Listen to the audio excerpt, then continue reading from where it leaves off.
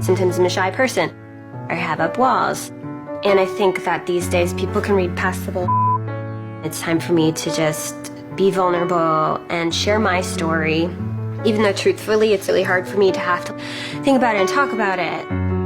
I was left in bed pretty much for 2 years. I thought at one point I wasn't going to make a record again, that maybe my music was over.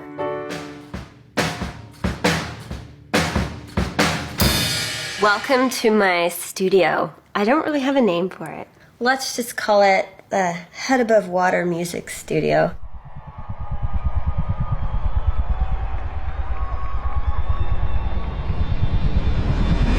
I was on tour and I was so sick. I went to like every specialist in Los Angeles. For so long I didn't have an answer. Then I found an amazing doctor on the East Coast and was like diagnosed on the spot. And it was Lyme disease. Typically you get a tick bite. It really like weakens like everything, like your muscles, your strength. I did antibiotics for 2 years straight. I even had to take anti-malarias. I was stuck in bed, staring at the ceiling. Avril's a very, very energetic ball of light. You know someone for so long to be a certain way, and then obviously whenever, the Lyme came about, it took a very hard toll that I don't think anybody would ever even understand. I felt like I was drowning. One night in my bed, my mom was holding me, and I thought I was dying, and I had accepted it. In that moment, all these song lyrics just like flew through me. All of a sudden I had this song concept and all these lyrics. I grabbed my cell phone and I went into notes and I was like, God, help me keep my head above the water so that I can breathe and rescue me. And like my mom was so confused, like, who are you texting? And I was like, I got a song. And she's like, oh. And that was like the start of the record.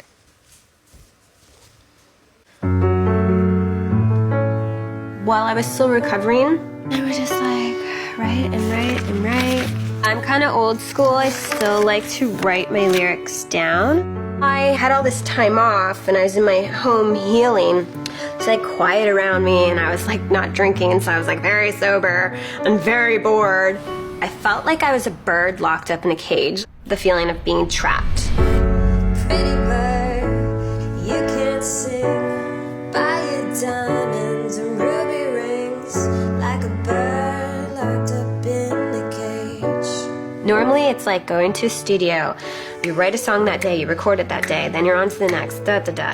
I stripped it back. I started each song, which is like piano, vocal, and then I would like build around the track.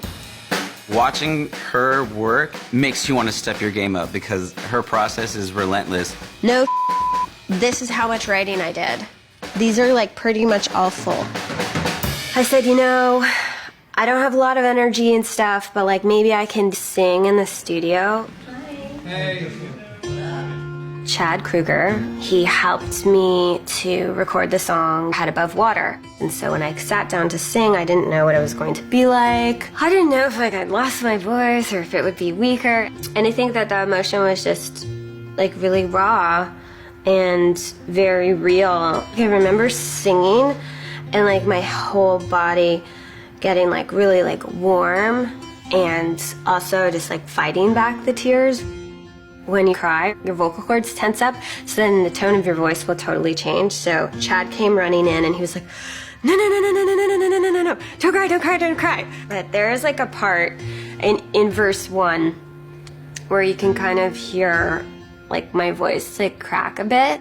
I gotta keep the calm before the storm. I just thought no matter what, like we have to keep this vocal take. It's time for me to just be vulnerable. Yeah, my life is what I'm fighting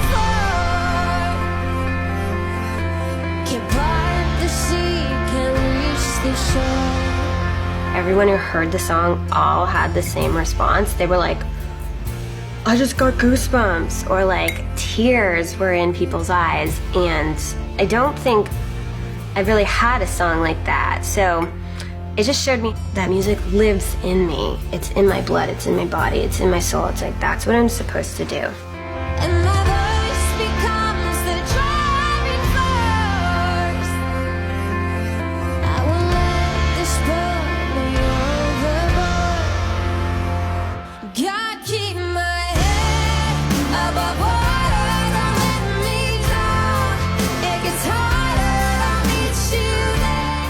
when you get a song that's that strong, you have to have the visuals to match. We shot all over the world, in Iceland. It's like out of control. It's the best video I've shot. That was a huge milestone and a victorious moment for me to like shoot a music video. And then I got to sing Head Above Water for the iHeart Honda stage, and that was the second time I'd ever performed it. I think it definitely healed her along the way. Every song she was like, I have to finish this, I have to finish this. Even when she didn't want to wake up, she didn't want to get out of bed. That definitely drove her to get better. She knew she had to. Cheers! Cheers! Cheers!